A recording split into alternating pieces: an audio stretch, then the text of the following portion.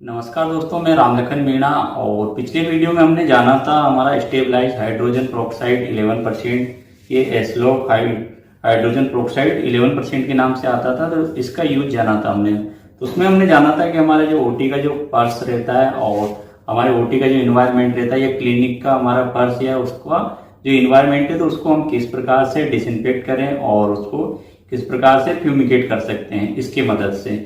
तो पिछली वीडियो में जाना था। इस वीडियो में हम जानेंगे हमारा है एस्लोक जी, या इसको हम कहेंगे ग्लूट्रियल्डिहाइड सॉल्यूशन। ये आता है 2.45% सॉल्यूशन और इसमें ये साथ में आता है एक्टिवेटर। तो इसको यूज करने के लिए इसमें एक्टिवेटर मिला के इसका यूज किया जाता है। तो इसकी मदद से हम हमारे जो मेडिकल इंस्ट्रूमेंट रहते हैं तो उसको किस प्रकार से हम डिसइंफेक्ट करेंगे और उनको किस प्रकार से हम स्टरलाइज करेंगे। तो इस वीडियो में हम ग्लूट्रियल्डिहाइड जी है इसके बारे में जानेंगे। तो इसका इंट्रोडक्शन जानेंगे, ये क्या होता है और इसका यूज जानेंगे। कौन कौन से जो मेडिकल डिवाइसेस होते हैं हमारे, तो उनको हम डिसइंफेक्ट कर सकते हैं इसकी मदद से और उनको हम स्टरलाइज कर सकते हैं। और दूसरा जानेंगे कि इसका हम जो घोल बनाएंगे यूज करने के लिए, तो घोल किस प्रकार से बनाएंगे और तो उसका प्रिपरेशन जानेंगे। और दूसरा जानेंगे कि इसका जो लेबलिंग करेंगे घोल बनाने के बाद में उसको कितने दिन तक हम यूज कर सकते हैं और कितनी बार यूज कर सकते हैं, लेबलिंग जानेंगे। और लास्ट में जानेंगे कि इसके कुछ साइड इफेक्ट हो सकते हैं, कौन कौन से साइड इफेक्ट है, तो उनके बारे में डिटेल में इस वीडियो के अंदर हम जानेंगे। तो ये है हमारा ग्लूट्रियल्डिहाइड और इसका यूज हम करेंगे डिसइंफेक्ट करने के लिए मेडिकल डिवाइस और दूसरा स्टरलाइज करने के लिए इसका यूज करेंगे। तो इसको हम साइडेक्स के नाम से भी जानते हैं और ये जर्मिसाइड होता है। हम जो क्रिटिकल और सेमी क्रिटिकल मेडिकल डिवाइसेस होती है तो उनको हम स्टराइल करने के लिए डिसइंफेक्ट करने के लिए इसका यूज करते हैं। इसकी मदद से हम जो मेडिकल डिवाइसेस होते हैं तो उनका टर्मिनल प्रोसेस करने के लिए यूज करते हैं। टर्मिनल प्रोसेस का मतलब होता है कि उन डिवाइसेस को हम स्टराइल या डिसइंफेक्ट करने के बाद में डायरेक्ट मरीज पर यूज कर सकते हैं। क्रिटिकल और सेमी क्रिटिकल मेडिकल डिवाइसेस होती है, तो क्रिटिकल डिवाइसेस ऐसी डिवाइसेस होती है जिनको हम स्टराइल करने या डिसइंफेक्ट करने के बाद में डायरेक्ट मरीज पर यूज कर सकते हैं। और ऐसे जो डिवाइसेस है वो डायरेक्ट मरीज के कॉन्टेक्ट में आते हैं, उनके जो टिश्यू है और जो टिश्यू के स्पेस है बीच का, तो उनके डायरेक्ट कॉन्टेक्ट में आते हैं।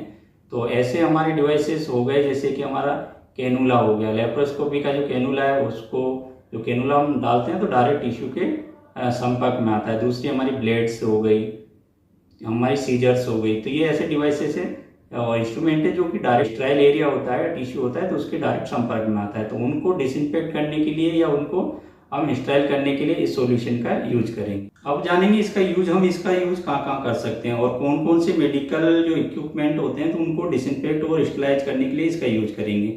तो फर्स्ट इसका यूज हो गया डेंटल प्रैक्टिस में। तो डेंटल प्रैक्टिस में ऐसी हमारी मेडिकल डिवाइसेस आती है और इंस्ट्रूमेंट आते हैं जैसे कि हमारा माउथ मिरर हुआ, डेंटल प्रोब हुआ, dental syringe, dental drill machine हो गई, हमारा स्काला, क्यूरेट और माउल्ड।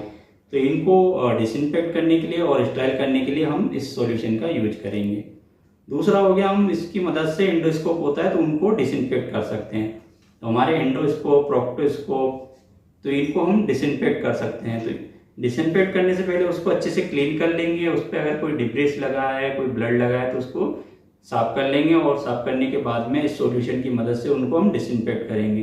तो डिसइंफेक्ट करते समय उसका जो कॉन्टैक्ट टाइम रहेगा तो घोल में इसको कम से कम 10 से 20 मिनट तक डुबो के रखेंगे और उसके बाद में साफ डिस्टिल वाटर से उसको क्लीन करके और मरीज पे यूज कर सकते हैं। यदि हमें एंडोस्कोप को स्टराइल करना है तो उसके लिए कम से कम 10 घंटे तक घोल में डुबो के रखना पड़ेगा, तो वो पूरी तरीके से स्टराइल हो जाएगा और उस पर लगे जो माइक्रो ऑर्गेनिज्म से वो पूरे किल हो जाएंगे और हम मरीज पे यूज कर सकते हैं। तीसरा इसका यूज है एनेस्थीसिया इंस्ट्रूमेंट में।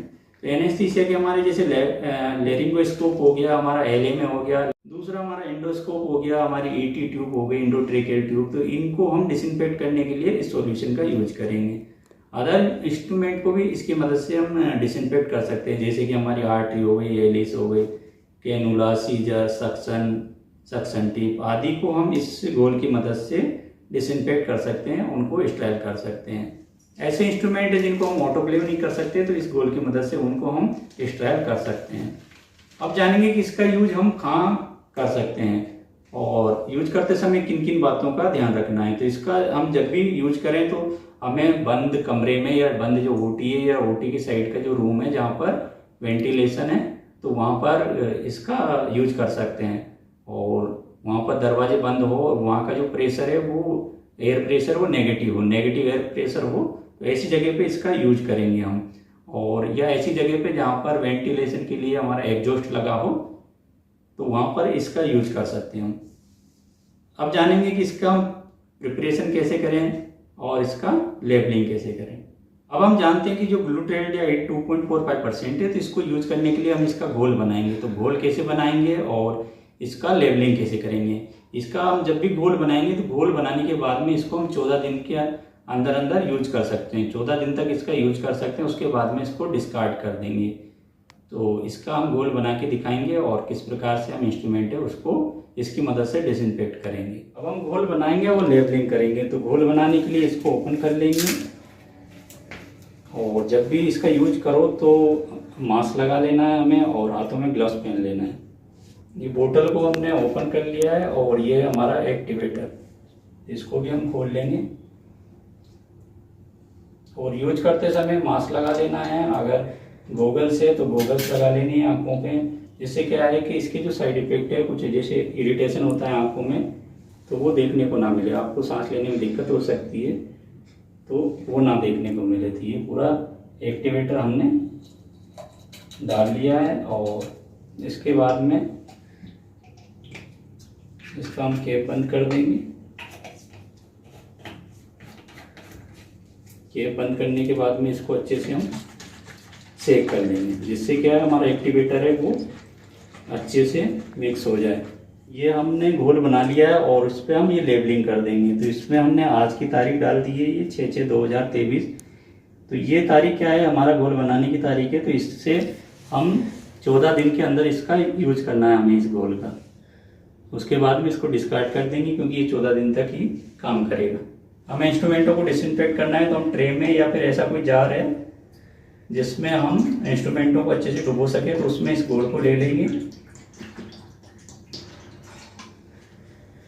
घोल को लेने के बाद में इसमें हमारी जो इंस्ट्रूमेंट है हमें जिनको हमें डिसइंफेक्ट करना है, जैसे कि हमारी ये आर्टरी हुई, तो इनको अच्छे से पहले क्लीन कर लेंगे और क्लीन करने के बाद में इनको धो के और उसके बाद में घोल के अंदर डालेंगे। तो इस प्रकार से इसमें इंडोस्कोप हुआ, हमारा लेरिंगोस्कोप हुआ, एटी ट्यूब हुआ, हमारे जो सीजर है, वो जितने भी इंस्ट्रूमेंट है तो उनको हम इसमें डालकर अच्छे के लिए कॉन्टेक्ट टाइम कम से कम इसमें 20 मिनट रहना चाहिए। तो 20 मिनट के लिए हम इसको छोड़ देंगे और इसका जो ढक्कन है वो लगा देंगे।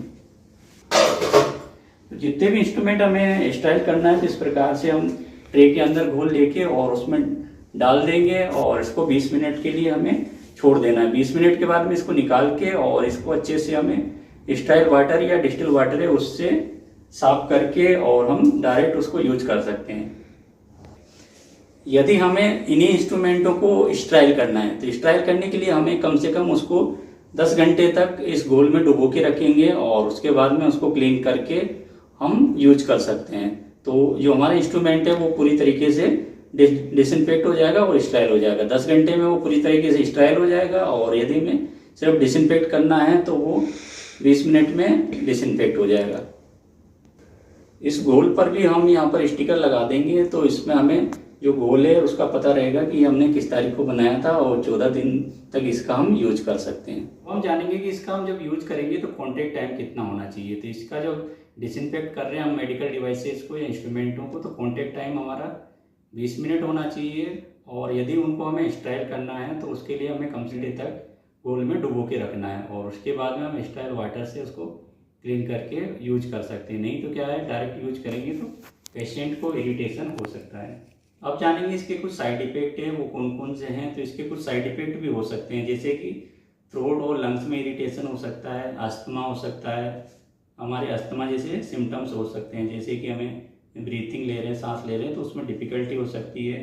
हमारा नोज में इरिटेशन हो सकता है, स्नीजिंग वीजिंग हो सकता है, नोज से ब्लीडिंग हो सकती है, खून आ सकता है, हमारा आई में बर्निंग सेंसेशन हो सकता है, कंजक्टिवाइटिस हो सकता है और हाथ में स्टेनिंग हो सकता है, स्किन रैशेज हो सकता है और हेड। ये इसके कुछ साइड इफेक्ट है तो वो हमें देखने को मिल सकते हैं। तो इससे बचने के लिए हमें एक तो इसको बंद कमरे में या ओटी के अंदर यूज करना है जहाँ पर जो एयर है नेगेटिव प्रेशर हो एयर का, और दूसरा हमें गोगल्स लगा लेना है, हमें हाथों में ग्लव्स पहन लेना है और मास्क लगा लेना है। तो ये जो साइड इफेक्ट है वो भी देखने को नहीं मिलेंगे। यदि आप के मतलब किसी दोस्त के या आपके काम का है तो वहाँ से इसको परचेज कर सकते हैं। तो इसका जो डिस्क्रिप्शन बॉक्स में है तो लिंक मिलेगी और वहाँ से आप इसे डायरेक्ट परचेज कर सकते हैं।